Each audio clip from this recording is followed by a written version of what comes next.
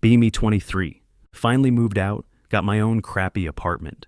Creaky floors, thin walls, neighbors who either hate each other or love too loudly at 3 a.m. Have a decent job. Not amazing, not terrible. Enough to pay rent and order pizza without checking my bank balance twice. Still, every morning, that voice is there. You should be doing better. You're wasting your potential. You're embarrassing. Even though my parents live 2 cities away now, their words live rent-free in my head. Grow up in a house where 92% on a test meant. What happened to the other 8%? Where making a mistake meant lectures, and success just moved the goalposts further.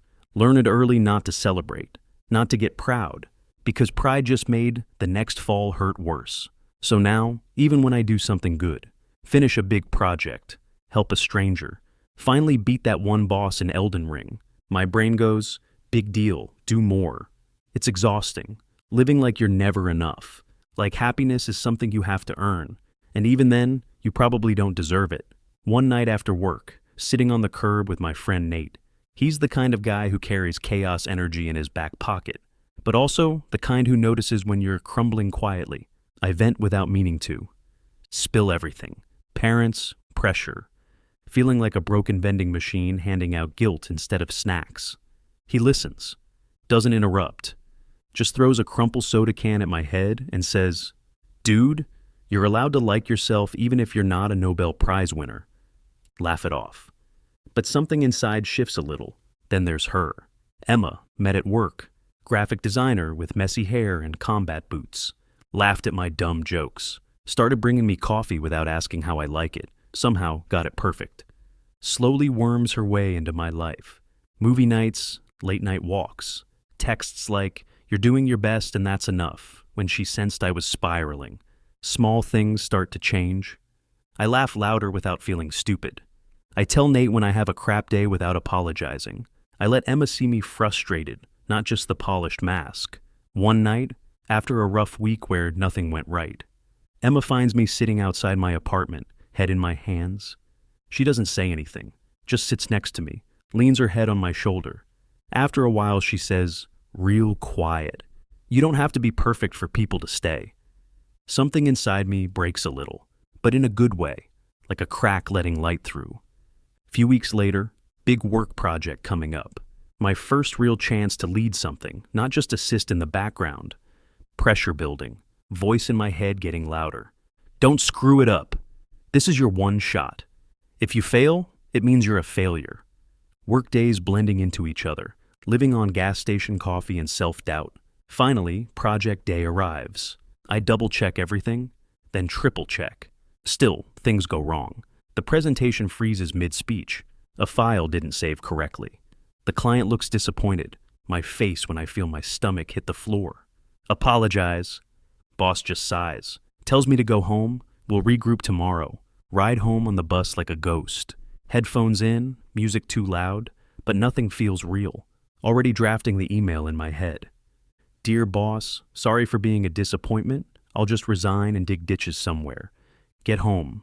Collapse onto bed without taking my shoes off. Text Emma. I screwed up. You probably don't want to deal with me tonight.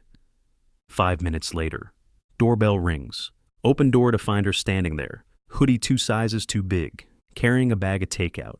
And a 6-pack of shitty root beer. No pity in her eyes. No fake smiles. Just Emma being Emma. She shoves a taco into my hand. Eat first. Hate yourself later.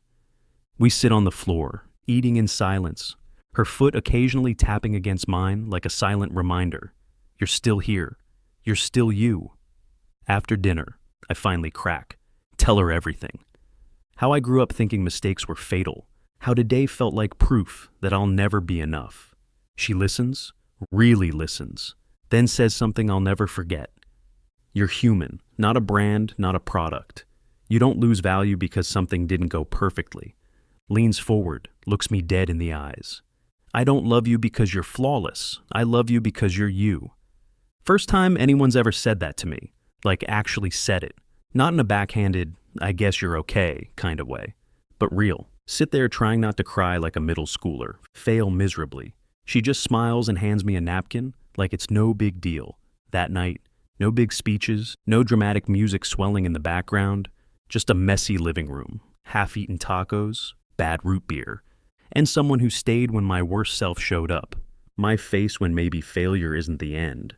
My face when maybe it's just another way people figure out they're still worth loving.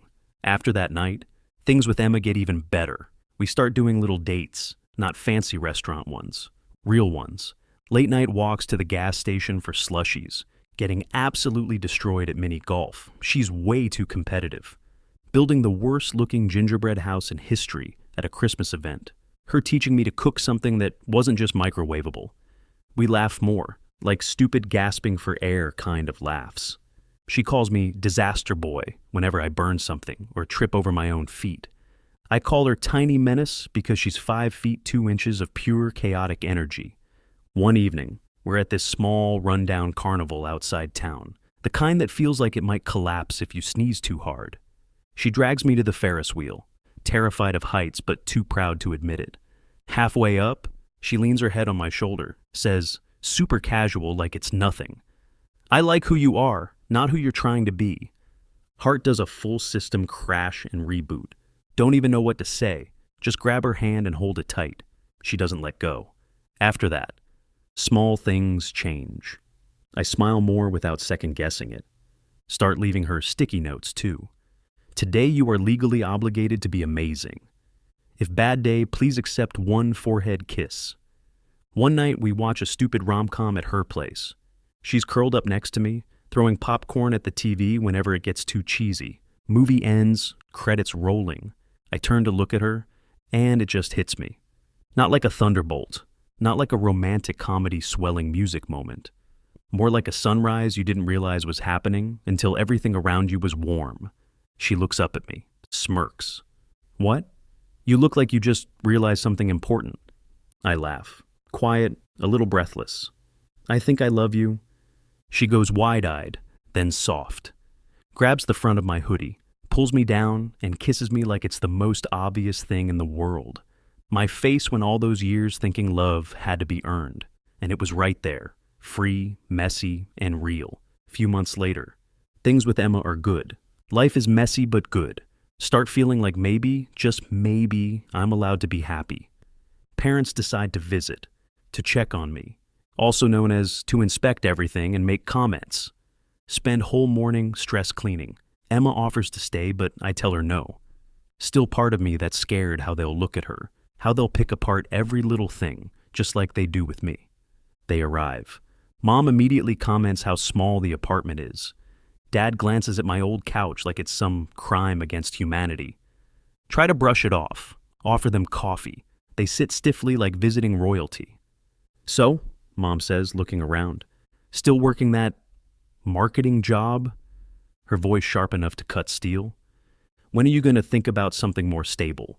Graduate school, maybe business?" Dad joins in. "You're smart, son. You could be doing more. This can't be where you settle." The familiar sinking feeling starts, that tightness in my chest, the urge to apologize for existing, to promise I'll do better. But then I think about Emma, about laughing over burnt pasta, about her hand in mine on that rickety Ferris wheel, about the way she said, "I like who you are," and something clicks. Take a deep breath. Put my coffee cup down. Look them both in the eye. "I appreciate your concern," I say, voice steady. "But I'm happy where I am." They blink. Mom's mouth opens to argue, but I keep going. "I have a job I actually like. I'm paying my own bills. I'm building my own life. Maybe it's not what you imagined, but it's mine." Dad frowns. "We just want what's best for you." Nod. "I know, but you have to trust me to find out what that is for myself." Silence. For a moment, it's like the whole room is holding its breath. Then Mom leans back, sighs. "You've grown up. Not angry, more sad maybe, or proud, but not ready to admit it out loud." Dad just nods slowly. Not smiling, but not arguing either. After they leave, Emma shows up with 2 milkshakes. Celebratory tradition now. "How bad was it?" she asks, handing me the chocolate one. I grin. "Actually, it was good." Tell her everything. How, for the first time, I didn't shrink. Didn't apologize for existing. She beams at me, leans over and kisses my cheek. I'm proud of you, disaster boy. My face when it wasn't about winning the argument. My face when it was about choosing myself for once.